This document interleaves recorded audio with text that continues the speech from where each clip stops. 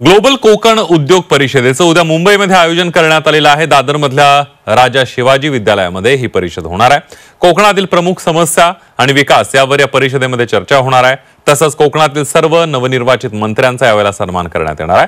कोकण भूमी प्रतिष्ठानने या कार्यक्रमाचं आयोजन केलंय। 4 फेब्रुवारी मंगळवार आपण एक महत्वाची परिषद ग्लोबल कोकण उद्योग परिषद, ज्यामध्ये कोकणातले 1000 उद्योजक सहभागी होणार आहेत आणि कोकणातले मंत्री पहिल्यांदा कोकणच्या विकासाच्या विषयात सगळे मंत्री कोकणातले आहेत।